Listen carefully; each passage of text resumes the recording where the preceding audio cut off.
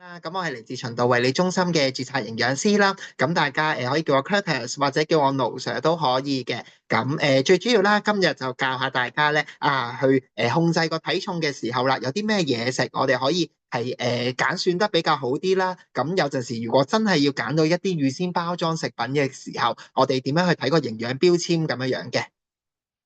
好，咁呢度係阿盧 Sir 少少背景啦。咁除咗係一位澳洲嘅註冊營養師啦，都係一位咧運動嘅營養師嚟嘅。咁所以如果大家將來啦見到有啲咩飲食嘅情況啦，咁我哋喺中心見到面咧，咁大家都可以一齊去互相分享下啦，或者一齊去討論一下關於營養啊或者係運動各方面可以點樣去做得好啲嘅。好，咁呢個咧就係一個健康飲食嘅金字塔啦。咁唔知道大家平時有冇見到？大家可以隨便開咪啊，或者向個 chat box 度咧打啲問題啊。或者有啲咩突然之間想問嘢都可以。我會定期睇下個 chat box 啦，睇下有冇啲相關嘅問題，我再解答大家。咁呢一個咧就係一個健康嘅飲食金字塔啦。咁唔知道大家有冇每天咧都食勻晒呢一度咁多個組別嘅嘢食嘅？咁基本上啦，好多人都話而家個食物金字塔都唔流行啊，又話人哋都用美國用啲 My Plate 啊咁樣樣嘅，點解我哋香港仲有一個金字塔咧咁樣樣？咁其實咧，對於我嚟講咧，我會覺得咧嗰個嘅金字塔咧係着重去鼓勵大家唔同種類嘅食物咧，你都要食夠嘅，因為咧佢哋個別咧都有一啲咧獨特嘅營養素俾到你嘅。咁諗一諗自己究竟我一日有冇食勻晒啦？咁最底層啦，應該係嗰啲嘅穀物類嘅食物啦。咁最主要俾到一啲嘅能量我哋嘅。有陣時咧，我哋會覺得血糖高啊或者肥啊，大家好多時咧就 cut 晒啲澱粉質，cut 晒啲飯佢嘅。咁其實咧，你唔食飯，但係走咗去食麵咧，對於個營養價值嚟講咧，其實係一樣嘅。所以你唔食飯，但係你食咗麵咧，其實令到你個體重咧，其實都可能維持緊啦，亦都未必完全係幫你減到磅嘅。咁有啲人就話啦，我完全係唔食啲穀物類㗎啦，粥粉麵飯啊、麥皮啊、餅乾，我全部唔食嘅。咁變相咧有一個嘅情況會出現咧，有機會你唔食飯啊、唔食穀物類嘅時候咧，你會唔夠能量去俾個身體去使用啦。咁你個身體都要做嘢㗎嘛，都要揾能量㗎嘛。咁佢久而久之咧，就會拆你個身體本身儲起嚟嘅脂肪同埋肌肉去做呢個嘅能量啦。咁你話哇拆咗啲脂肪咪好咯，我就係要減肥啊嘛。咁但係咧你冇得揀嘅，個身體咧會用脂肪同埋用你嘅肌肉一齊去製造一個能量俾你嘅。咁所以久而久之咧，你啲肌肉咧會唔夠，尤其是我唔知道參加者入邊啦有冇一啲係長者嘅話咧，咁有機會咧慢慢就會形成一個肌少症嘅問題，咁就更加會引發到一啲嘅慢性疾病出嚟啦。咁再上一層啦，就係一啲嘅蔬菜水果啦。咁我相信蔬菜水果咧，大家一般咧都會有食到啦，唔肯定大家有冇食夠啦。但係大家都會普遍會覺得佢哋都係一啲健康嘅類別啦。咁所以大家咧食嘅份量咧，都應該會係比較多啲嘅。咁但係大家就要留心咧，水果咧，因為入邊會有果糖呢個嘅成分嘅。咁如果你食太多咧，啲水果嘅果糖用唔晒咧，其實會係喺個身體入邊轉化為一啲嘅脂肪。都係會令你肥。而果糖咧，佢哋有個地方咧可以儲嘅咧，就係叫做肝臟，佢哋可以儲落個肝臟度嘅。咁久而久之，你係咁食水果食太多嘅時候，又唔做翻足夠嘅運動，你儲落去個肝臟嘅糖分越多咧，佢會轉化為脂肪肝。脂肪肝之後就會形成一個肝硬化啦，而最後亦都會引致一個嘅肝癌嘅問題嘅。咁所以水果咧，即使係健康嘅選擇，大家都要留意翻個水果嘅份量啦。咁蔬菜類嘅話啦，咁基本上咧就會係比較係纖維豐富啦，俾到大家一個飽肚感啦。咁但係大家都要留意，如果你本身血糖比較偏高啊，或者有糖尿病患嘅人士咧，咁一啲根莖類嘅蔬菜咧，你都要留心。譬如係一啲嘅紅蘿蔔啊，又或者係番薯啊、薯仔啊、粟米啊、南瓜呢一啲咧，其實咧佢個澱粉質、碳水化合物都會比較豐富，咁都會引致到你個血糖上升嘅機會嘅。咁再上一層奶類製品同埋一個嘅肉類啦，咁最主要就會俾到一啲蛋白質嘅我哋嘅，咁去幫我哋建立一啲嘅肌肉啦。咁就好視乎你揀到啲嘅肉類或者奶類製品，係咪揀翻一啲低脂或者脫脂嘅奶類製品啦？甚或乎你食一啲肉類嘅時候，有冇將一啲動物嘅皮層去搣咗佢啦。因為咧一啲嘅嚟自動物嘅脂肪啦，其實都會增加我哋血液入邊壞膽固醇嘅水平嘅。咁所以有一啲嘅雞皮啊、五花腩啊呢啲咧，大家盡量就要留意翻食嘅份量啦。而最後油鹽糖啦，咁固之然咧就要控制翻啦，因為油分直接會增加你嘅脂肪啦，鹽分會提升你個血壓啦，而糖分咧亦都會咧引發到咧你個血糖上升嘅機會嘅。咁我哋就逐個金字塔嘅逐層逐層去講啦。咁第一個咧，大家穀物類啦，咁我相信大家可能有食啲米飯啦，又或者一啲嘅麵條啊，甚至乎朝早啦食一啲麵包嘅。咁會盡量建議大家啦，揀一啲嘅穀物類嘅食物，揀翻一啲有粗纖維嘅穀物類，即係可能咧慢慢要將你嘅白麵包轉做一啲嘅麥麵包啦，甚至乎咧係一啲嘅白米轉做一啲嘅紅米糙米嘅。咁增加翻個纖維，等你有個飽肚感，同埋越多纖維嘅穀物類咧，對於你個血糖嘅控制啦、升幅啦，亦都係相對比較好啲，係會慢慢升你個血糖嘅。咁如果你本身啦都會有一個腸胃不適啊，哇咁多纖維我未必容易消化到，甚至乎長者我未必咁容易牙齒啊、咀嚼啊未必做到嘅話咧，可能你要逐步加上去嘅，即係可能一碗飯或者你煲一蚊米嘅時候啦，入邊可能有1/3或者1/4杯係一啲紅米糙米加咗落去嘅。咁然之後習慣咗1個禮拜、2個禮拜啦，我先至慢慢再加多少少紅米糙米嘅份量。甚至乎會建議大家咧可以加一啲嘅麥皮落去，因為麥皮入邊咧個纖維含量亦都係豐富啦，亦都咧佢係比較多一個水溶性纖維，咁可以幫到大家咧吸取個膽固醇排出體外啦，同埋可以幫大家咧控制翻你血糖嘅水平嘅。咁有4隻麵，盡量建議大家要減少食用啦。分別就係一啲嘅伊麵啦、油麵啦、河粉啦，同埋即食麵嘅。因為呢啲嘅麵條咧，其實咧都會比較經油製過或者係炸過㗎。咁尤其是即食麵啦，其實佢入邊咧都會有比較多一啲叫做棕櫚油去炸過嘅。咁所以你食一個即食麵嘅時候，你唔覺得自己可能食咗一啲嘅油份落肚，但係其實個麵條本身咧都已經經過油炸。你會食咗一啲棕櫚油落去個身體入邊咧，係會增加到你壞膽固醇嘅水平嘅。而一啲餅乾啦，譬如梳打餅啊嗰啲咧，其實都係會用咗棕櫚油嚟整。咁所以大家有陣時點解個膽固醇係比較差啊控制得？咁未必係我都食啲肥肉都去晒啦。咁可能就係呢一啲隱藏咗嘅脂肪，你要再留意一下啦。好，咁去到蔬菜水果啦。咁蔬菜水果咧，建議大家要食得多元化啲嘅，唔同種類、唔同顏色嘅都應該要食到。咁蔬菜基本上咧冇乜卡路里俾大家啦，但係佢纖維豐富，所以咧會提升到你個飽肚感。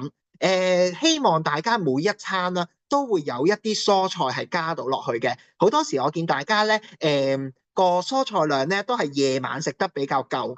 咁尤其是喺屋企煮嘢食啦，咁所以會比較預備得到個蔬菜。但係我哋希望大家早午晚都各自咧有一啲嘅蔬菜加到落去嘅。你話朝早我好少會煮菜㗎喎，點會有菜食㗎咁樣？咁其實一啲嘅車厘茄或者青瓜都可以當蔬菜嘅。咁所以可能簡單啲切咗啲青瓜片啦，加落去或者番茄片啦，加落去你個三文治當中啦。咁你食嘅時候都可以增加翻一啲纖維攝取啦。晏晝如果出街食飯嘅，未必有菜嘅喎，視乎你揀唔揀啦嚇。咁我見坊間一啲嘅茶餐廳，咁你都有一啲菜心肉片啊，又或者係有一啲嘅雲吞麵鋪，你都可以揀一碟灼菜全酒咁樣去增加翻個纖維啦。咁如果真係冇嘅，哇！我去食燒味飯咁樣得一條菜咁樣搭喺度，嗰啲當然唔計啦。咁可能啦，陣間咧自己就去超級市場買翻一杯嘅車厘茄，洗乾淨佢，咁咧你食翻一個車厘茄咧都可以俾到一啲嘅纖維你嘅。咁點解要希望大家每一餐都有個膳食纖維喺入邊咧？原因就係咧嗰個嘅膳食纖維咧係幫到我哋增加個嘅飽肚感啦，同埋咧幫我哋消化一啲澱粉質嘅時候咧個過程係會減慢咗，係難啲消化嘅。咁就變相咧釋放一啲嘅血糖啦。嘅速度啦，係會減慢咗嘅。咁在於控制個血糖咧，亦都係會比較理想嘅。咁頭先講過啦，水果咧，咁係一個健康嘅食物嘅。不過水果佢入邊有果糖，食太多會令你肥胖，同埋引致一個脂肪肝嘅情況嘅。咁建議大家食唔同種類嘅蔬菜水果啦，因為唔同顏色嘅蔬菜水果，佢哋自己本身嘅一啲抗氧化劑啦、維他命啦、礦物質啦都會唔同嘅。咁所以建議大家啦，紅色嘅一啲嘅，譬如士多啤梨啊、番茄啊，咁會食下啦。橙色嘅一啲嘅蘿蔔啊、木瓜啊，又會食下啦。一啲嘅紫色嘅藍莓啊、紅菜頭啊，又或者係紫洋葱啊、紫椰菜啊，又要食下啦。白色嘅一啲菇菌類啊、洋葱啊、蒜頭啊，我哋煮嘢食咧都可以加落去，令到你唔同嘅抗氧化劑咧都會攝取到嘅。咁但係大家就要留心啦，一啲經過醃製、罐頭加工嘅蔬菜水果就要留意翻個食用分量啦，因為好多時咧一啲經過加工嘅咧鹽分同埋糖分都會係比較偏高嘅。咁到肉類啦，咁肉類我相信大家咧都一定會有攝取到啦，去增加翻個肌肉嘅成長發展啦。咁如果有素食嘅人士，你未必食肉嘅話咧，咁一啲嘅豆製品咧都係一啲肉類嘅代替品。你可以食一啲嘅豆腐啊、豆腐乾啊、腐竹啊，又或者係一啲豆類、紅腰豆、鷹嘴豆，去幫你補充翻啲蛋白質。但係就要小心，一啲經油炸嘅豆腐泡啊、炸枝竹啊、炸響鈴啊呢一啲咧，就會增加咗個脂肪量嘅，咁所以大家就要少食啦。咁究竟要揀啲乜嘢嘅肉類嚟食去攝取個蛋白質咧？紅肉我哋要食嘅，但係唔可以過量，因為太多嘅紅肉咧係會增加咗我哋大腸癌嘅機會嘅。咁但係紅肉咧都有鐵質嘅喎，尤其是在於女士啦，一啲青少年嘅女士咧，更加需要攝取到足夠嘅鐵質。咁所以咧，我哋就要將啲肉類分類啦。有時要食下紅肉啦，有時就要食下白肉。白肉咧點解比較健康咧？原因就係幻想下隻雞，佢入邊有啲雞皮喎。咁好簡單，你搣咗個皮咧，基本上大部分嘅脂肪咧都已經減少咗㗎啦。咁所以咧，家禽類啊，一啲嘅白肉啦，通常咧個脂肪含量就會係比較少啲嘅。咁另外啦，相信大家都會知道啦，一啲深海魚啦、三文魚啦，就會有比較多嘅 Omega 3啦，咁都係對我哋個心血管健康有益嘅。咁除咗三文魚之外啦，一啲嘅吞拿魚啦，甚至乎佢唔係屬於深海魚嘅喎，我哋食一啲嘅烏頭魚啊、黃花魚啊，又或者日本嘅青魚咧，佢都會有 Omega 3俾到我哋嘅。咁所以大家就可以考慮下，一個禮拜當中我要有紅肉，要有白肉。要有深海魚，要有豆腐，要有雞蛋。雞蛋原來都係屬於蛋白質嘅，咁就變咗啦。一個禮拜盡量平均地分呢一啲唔同種類嘅肉類嘅代替品啦，咁就令到你食紅肉嘅機會可以減少翻啲，減少翻大腸癌嘅機會，但係又未至於完全唔食紅肉，令到自己咧都可以攝取翻足夠嘅鐵質啦。但係大家就要小心加工肉類。OK， 一啲嘅火腿、午餐肉、煙肉呢一啲咧，其實咧已經列入咗為一級致癌物。咁原因就係咧，佢哋係增加咗好多唔健康嘅脂肪啦，同埋個鹽分都會係比較多㗎。咁所以如果要控制血壓嘅人士咧，一啲加工肉類，頭先講多幾隻咧，就盡量要留意翻啦。咁大家見到啦，呢啲全部都係一級致癌物，會增加到你大腸癌嘅機會。咁所以呢啲真係越少越好啦。奶類製品啦，咁頭先有講過啦，最主要咧，都係個金字塔入邊其中一環。我見好多時大家咧都飲唔夠呢個奶類製品㗎，咁但係奶類製品正正就係俾到鈣質我哋。鈣質除咗幫小朋友成長發育之外啦，原來對我哋咧預防骨質疏鬆咧都非常之有幫助嘅。女士過咗更年期之後啦，咁多個鈣質嘅攝入量咧，其實都唔識得儲落你個骨頭入邊㗎啦。咁所以咧，女士更加需要飲翻足夠嘅奶類製品，雖然唔可以幫你儲落個骨頭入邊，但係你每日都要用到鈣質呢個元素。如果你唔飲呢個高含量鈣質嘅奶類製品咧，每日你個身體就會喺你骨頭度抽翻啲老本錢嘅鈣質出嚟去用，咁久而久之就會形成一個骨質疏鬆嘅問題啦。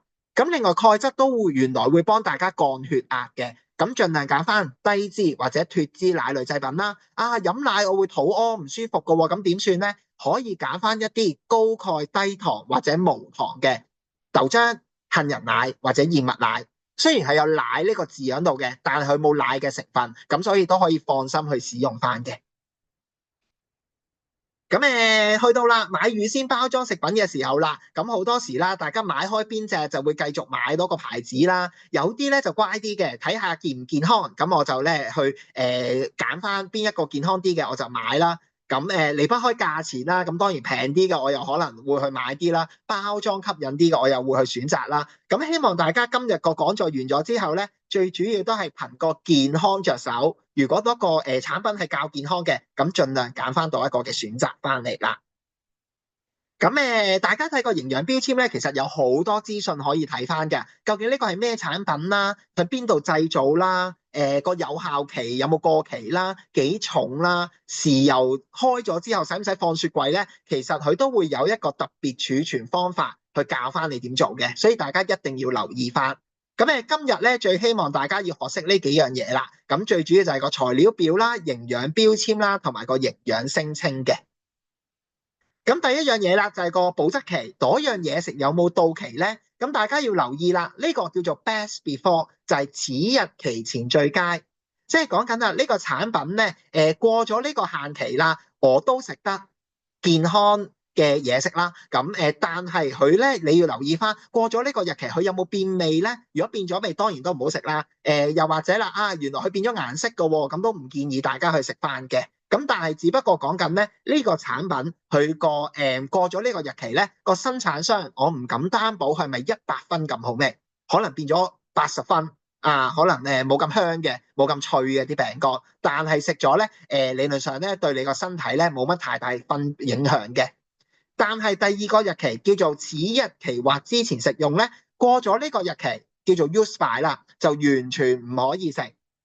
因為佢係講緊一個安全性嘅問題，佢可能滋生咗啲細菌，食完會對你個腸胃有唔舒服嘅。可能你望下塊麵包明明都冇變色啊，杯奶都冇酸度啊，但係過咗呢個日期之後，有機會產生到啲細菌咧，你係肉眼睇唔到嘅。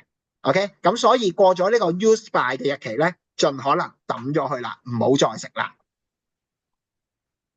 咁第二樣嘢大家要留心咧，就係嗰個材料表啊。咁材料表咧就係講緊咧呢個產品究竟我用咗啲乜嘢嘢食去整出嚟，乜嘢材料去整出嚟咧？咁佢有個規定嘅，用得越多嘅材料成分就排最先，用得最少嘅咧就會排最後嘅。咁所以啦，我通常建議大家啦睇頭5個成分就可以啦，因為有陣時咧好多材料喺入邊咧，你未必逐樣睇得晒嘅。咁睇得頭5個咧，佢都排得較前咧，即係話用嘅比例上面都會比較多啲。如果頭5個佢都已經有寫棕櫚油、椰子油、牛油、起酥油呢啲咧，就係用咗唔健康嘅油落去。基本上大家睇自己屋企嗰包餅乾咧，10包入邊咧有8包都係用棕櫚油或者椰子油嚟整嘅，因為平啲。但係呢啲正正就係唔健康嘅油份啦。市面上都有一啲餅乾係用橄欖油啊、芥花籽油呢啲健康嘅油份嚟整嘅餅乾嘅，但係我見呢啲牌子咧可能得1、2隻係有嘅啫，咁所以大家都要得閒睇下唔同地方嘅超級市場有冇揾到呢一啲用健康油份整嘅餅乾啦。好，咁咧另外咧糖啦，無論係糖、蜜糖、黑糖、糖漿、高果糖、玉米糖漿都好啦，即係話呢個產品係額外添加咗糖分落去嘅。咁所以如果你係血糖比較偏高啊，或者唔想食一啲添加糖分嘅產品嘅人士咧，你就要留意翻個成分表有冇加到糖落去啦。好，咁呢度有2個嘅產品啦，咁一個咧就係叫做加鈣無糖嘅豆漿，咁你會見到啦，材料表嗰度寫住水、大豆、磷酸三鈣，咁即係話咧呢一個產品係用咗水啦、大豆啦、磷酸三鈣嚟製造出嚟嘅。另外右下角嗰個啦，就用咗水、大豆、糖同埋磷酸三鈣出嚟嘅。咁你會見到啦，個材料表嗰度多咗一個糖字，即係話呢個產品有額外添加糖。所以左手邊嗰個我會叫佢做加鈣冇加糖嘅豆漿，右手邊嗰個我會叫佢加鈣加咗糖嘅豆漿。咁換言之啦，我想控制個血糖喎，咁等係冇糖分嗰個會係好啲嘅選擇啦。咁呢個就係個成分表個應用嚟噶啦。咁之後啦，我哋就會睇下個營養標籤啦。營養標籤咧有呢1+7㗎，1咧就係能量，7咧就係7種唔同嘅營養素。咁政府立例規定咧就一定要有呢1+7喺入邊嘅蛋白質啦、總脂肪啦、飽和脂肪、反式脂肪、碳水化合物、糖同埋鈉嘅。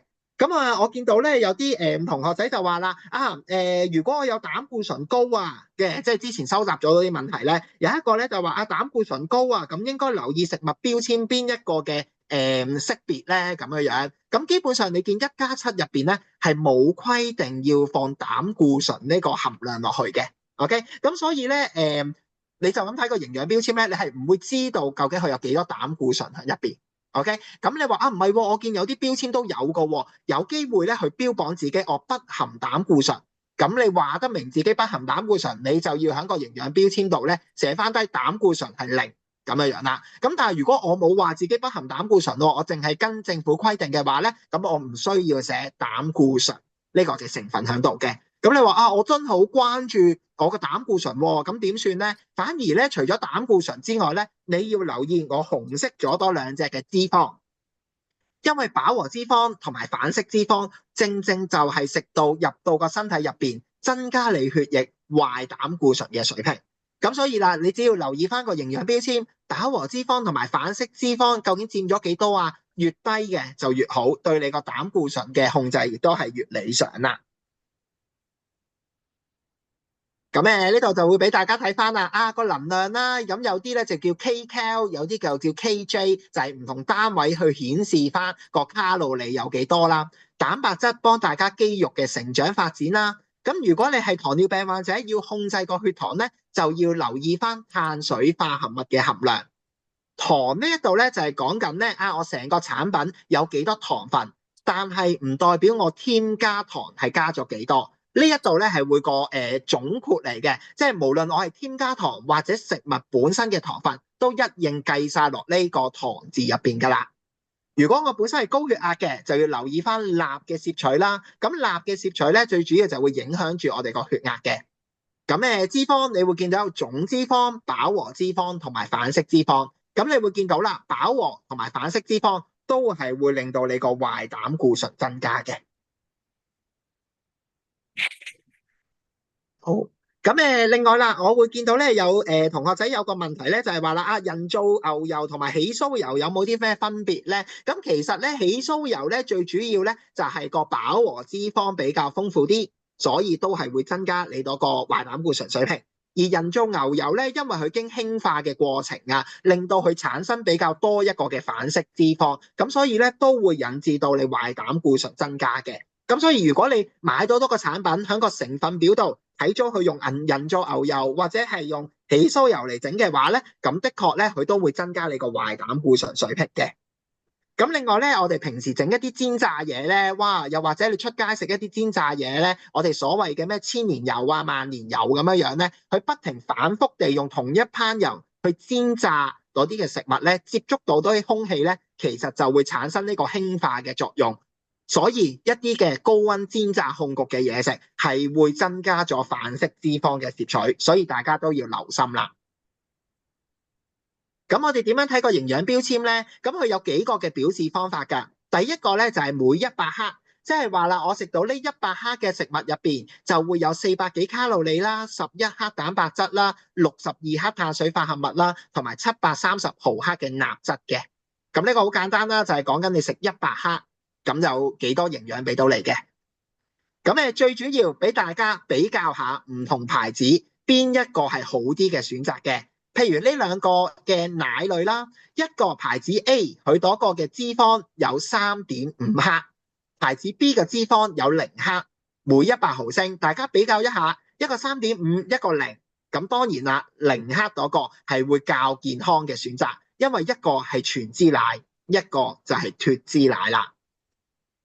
咁除咗100克或者毫升之外咧，我哋可以用食用份量去表示嘅。食用份量就係講緊啦，我買咗1盒餅乾翻嚟，1盒餅乾入邊有3包，咁我個食用份量就係講緊我食1包嘅時候有218個卡路里，5.5克嘅蛋白質，365毫克嘅鈉質。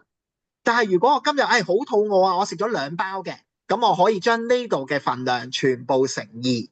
咁就即係話我食咗400幾嘅卡路里啦，又或者食咗咧10克嘅蛋白質啦，同埋700幾毫克嘅鈉質啦。咁呢個就係食用份量嘅表示方法啦。咁大家就要留意翻啦。如果我用食用份量做標示嘅話咧，你就一定要留意翻個食用份量唔同牌子係咪一樣啦。因為有啲食用份量咧係個生產商決定究竟我加幾多落去嘅。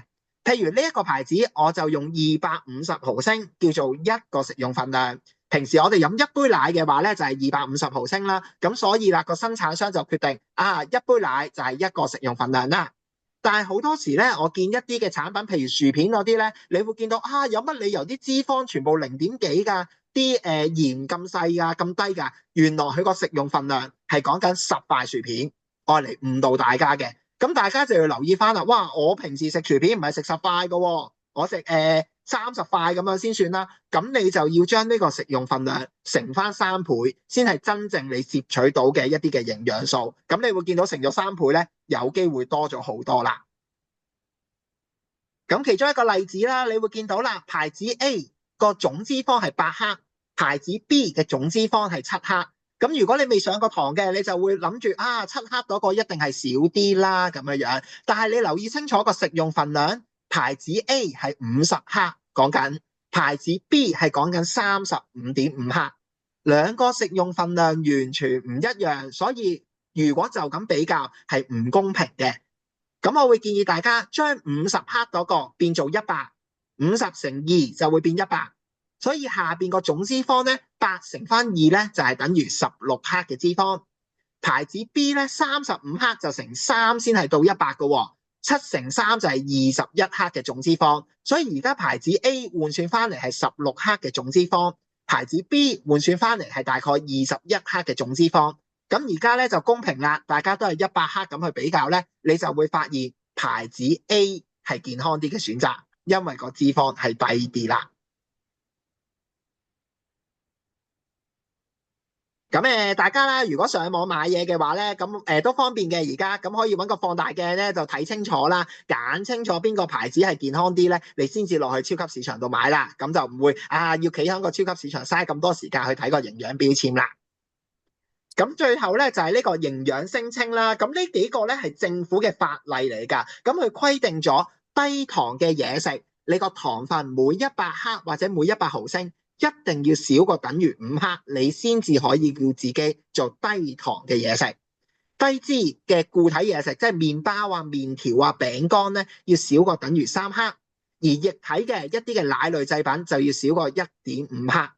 鈉質嘅話，無論固體或者液體啦，你都要少過120毫克先可以叫自己做低鈉產品。OK， 咁呢啲係法例嚟㗎。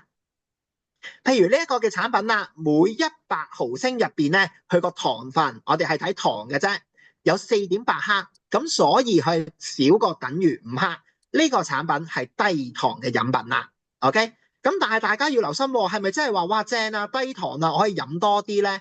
並不是啦，因為一個成年人每日最多咧係10茶匙糖。你呢盒飲品咧，雖然100毫升係4.8克，但係你一飲咧飲晒成盒咧係250毫升㗎，所以你要將呢個4.8乘翻2.5倍，即係話你飲晒呢盒飲品低糖嘅飲品啦，佢其實都俾到12克嘅糖分你，都佔咗你全日2茶匙嘅糖分。呢兩隻綠茶啦，咁可能大家咧就會覺得蜂蜜味好似天然啲喎，有啲就會覺得檸檬味咧可能冇落咁多糖喎。大家千祈唔好用自己嘅直覺或者平時飲開嘅習慣去選擇個產品，一定要睇清楚後邊個營養標籤。原來蜂蜜味嗰度咧，每100毫升咧有3.3克嘅糖分，咁的確啦，佢少過等於5克，所以蜂蜜味綠茶係低糖嘅選擇。咁另外檸檬味咧，原來係每100毫升啦，入邊有6.7克嘅糖分，唔係少過等於5克，所以佢唔屬於低糖嘅飲品。如果俾我揀咧，咁我就會揀蜂蜜味嘅綠茶啦，因為佢嘅糖分係會比較少啲嘅。咁但係呢樽飲品咧，一樽就500毫升，所以我就要將呢3.3克嘅糖分乘翻5倍，即係話我飲晒成樽都係有3茶匙糖飲咗落肚嘅。咁所以啦，一啲嘅低糖係健康啲嘅選擇，但係你都要留意翻我食嘅份量，唔係話低糖我就可以任食，低糖我就可以任飲，食得太多都會增加咗我糖分嘅攝取嘅。有一啲咧脂肪嘅食物啦，佢就寫住 light 啊，左下角嗰度咧係住 light。light 係啲咩嚟咧？其實 light 咧唔等於低脂噶。你見到個脂肪啦，一個咧就會係上面嗰個係原裝版本21.3克嘅脂肪，下邊嗰個就寫住 light 嘅版本14.4克，完全唔符合上邊個大標題少過等於3克，所以佢唔係屬於一個低脂嘅選擇。佢只不過係一個較輕易嘅選擇，有機會係比原裝版本用少咗脂肪，用少咗唔代表低脂。咁好多時咧，大家會見到啦，一啲嘅橄欖油啦，佢寫住 light 啊，extra light 啊，點解咧？咁我哋睇下個營養標籤啦，大家都係1湯匙15ml，個脂肪大家都係91.3克。點解佢會話自己係低啲 light 啲咧？佢唔係講緊自己個脂肪少啲喎，原來佢只不過係講緊橄欖味道淡啲。因為有啲人咧我中意聽人講咧用橄欖油健康啊，咁所以我用橄欖油嚟煮嘢食咯。但係我唔中意橄欖陣味㗎，咁所以個生產商咧就用咗 light 啲嘅橄欖味，整一支橄欖油出嚟。所以大家買油嘅時候見到個 light 字，唔代表你食少咗油，唔代表你健康咗，只不過可能顏色上邊淺色啲，可能入邊嘅橄欖味淺色少咗。OK， 所以買支 light 嘅橄欖油，你食得過多都會增肥，你都會係體重上升嘅。咁有啲朋友就問我哋啦，膽固醇啊，頭先就係話啦，飽和脂肪同埋反式脂肪都會增加我哋壞膽固醇嘅水平，所以我哋盡量要減少。好多隻嘅就叫做不飽和脂肪，個營養標籤嗰度冇㗎喎，咁我點知佢有幾多個不飽和脂肪啊？咁樣你只要將個總脂肪減咗個飽和脂肪，減咗個反式脂肪個含量，剩翻出嚟嘅就係不飽和脂肪。即係話，如果有10克嘅總脂肪，入邊有3克飽和脂肪同埋2克嘅反式脂肪咧，咁剩翻嘅不飽和健康嗰一隻咧，就係有10減3減2，即係剩翻就係5克嘅不飽和脂肪啦。但係無論邊隻脂肪都好啦，你食太多都會肥㗎嚇。咁橄欖油你食得多都會肥咗㗎。雖然佢唔會令你壞膽固醇增加，但係你就要留意翻，佢都會令你肥。肥咗你患三高嘅風險都會增加嘅。咁最後到鹽分啦，鹽分咧每日最多係1茶匙嘅鹽，大概係2000毫克嘅鈉質。食太多嘅鹽分咧，其實就會引致到高血壓同埋咧患上胃癌嘅風險都會增加嘅。咁所以啦，有朋友仔就問到啦，調味料啊，咁我點睇個營養標籤咧？所以你最主要就係睇鈉呢個嘅成分，究竟佢入邊有幾多鈉質啦？咁但係一啲嘅，譬如鷹粟粉啊、薯粉呢一啲咧，其實佢唔係調味料嚟㗎，佢係最主要係粟米粉嚟㗎。咁所以咧，你會見到佢入邊嘅鈉質唔高，但係個碳水化合物好高。咁所以一啲糖尿病患者咧，如果或者你血糖偏高嘅人士咧，盡量唔好用生粉打芡，因為你用生粉打芡咧，會食多咗油鹽糖啦，同埋你食多咗生粉咧，生粉都係碳水化合物嘅一種，所以你個血糖都會係升高咗㗎。咁呢度啦，咁俾大家睇下豉油嘅話啦，呢度就講緊啦，15毫升，即係1湯匙嘅豉油，其實入邊就已經有965毫克嘅鈉質。一日成年人係食2000毫克嘅鈉質，而你食咗1湯匙嘅豉油咧，已經佔咗你全日上限嘅50%。所以豉油絕對唔屬於低鈉嘅選擇。OK， 呢度乘翻大做100毫升咧，係6433毫克嘅鈉質，所以絕對唔屬於低鈉嘅選擇。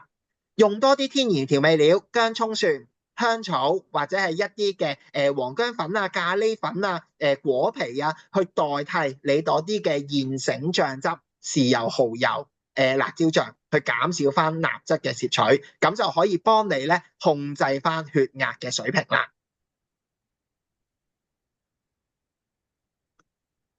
咁坦白地說啦，預先包裝食品咧都幾難揾到一啲低鈉嘅選擇嘅。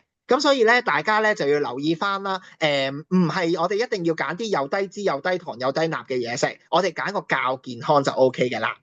咁啱咧，我就揾到呢兩隻吞拿魚喎，一隻係橄欖油浸，一隻係水浸嘅。大家可能會覺得哇，橄欖油正啦，一啲嘅好嘅脂肪喺入邊啦。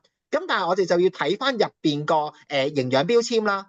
首先我哋睇下個鈉質啦，一個係347，一個係84，所以右手邊嗰個少過等於120毫克，咁就為之一個低鈉嘅選擇啦。咁再睇埋個脂肪啦，因為咧用橄欖油浸完啦，一個係10.6克嘅脂肪，一個係得1.3克嘅脂肪，所以相差成8倍。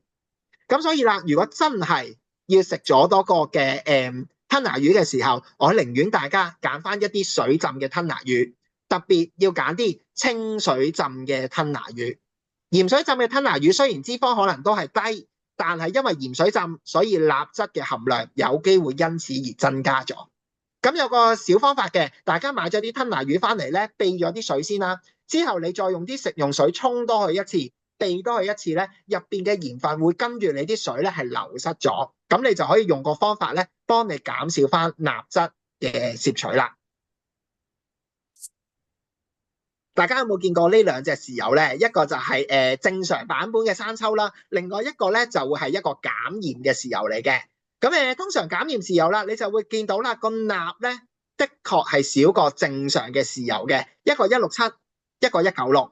OK， 咁但係睇翻個材料表啦，佢冇特別加到啲乜嘢嘢去幫你減鹽分㗎喎，只不過佢用鹽嘅比例去讓個豉油係少啲，用得9% 鹽嘅啫。咁所以啦，寧願大家慢慢減少翻用鹽嘅份量，好過特登去買一個減鹽豉油。坦白地說，你買個正常豉油，我平時落1茶匙嘅豉油嘅，而家我用半茶匙豉油加半茶匙水去溝稀翻佢嘅話，呢1茶匙豉油其實你用196除翻2，即係仲少過一個減鹽豉油。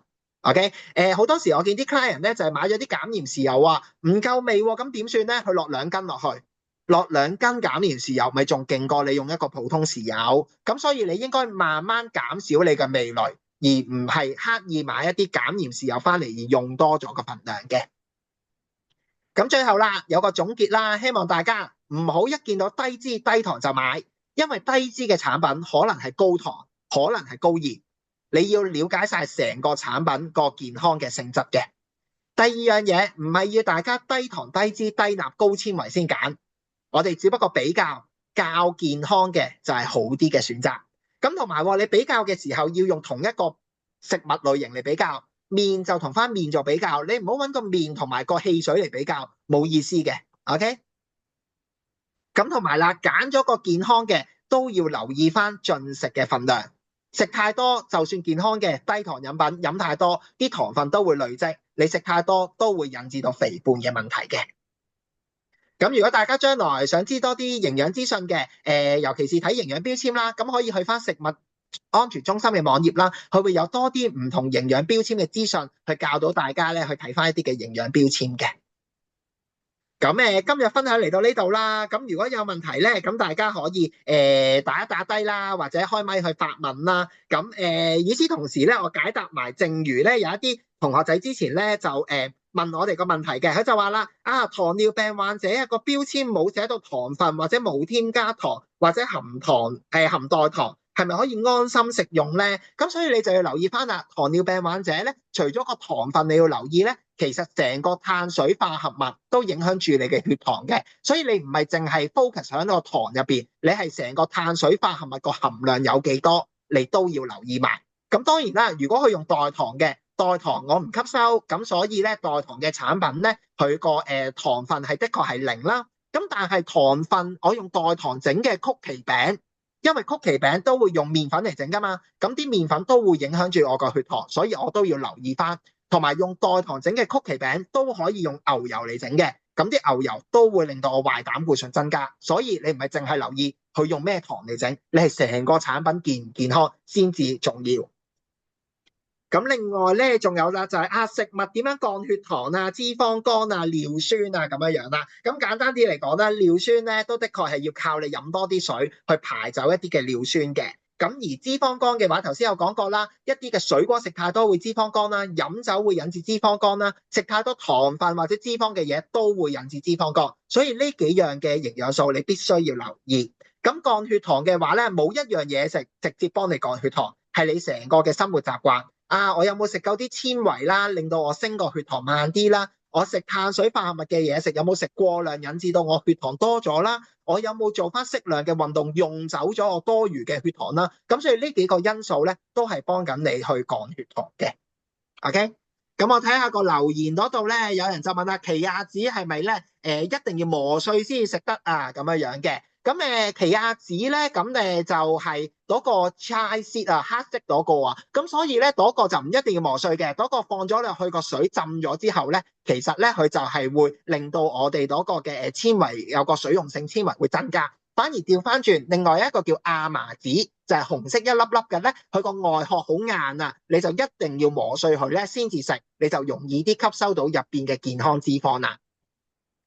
物啦、燕麥啦，有啲有害嘅成分，咁當然就唔啱啦。因為我哋都會建議大家食一啲有穀物類或者燕麥嘅食物㗎嘛。咁最主要咧有一啲咧就話叫 gluten free 啊。咁咧最主要原因咧就係麥入邊啦。咁佢有一啲咧叫做係gluten 嘅成分。如果你有一個咧腸臟嘅問題，有一啲嘅疾病係會令到你條腸發炎咧，你食 gluten 嘅時候咧係會有呢啲情況發生。咁可能一啲麥嘅嘢食你要減少，但係一般人士冇呢個腸嘅問題嘅話咧，你食呢啲麥啊麥皮嘅嘢食咧係唔會令到你有腸係有害嘅，咁所以都可以放心去食用。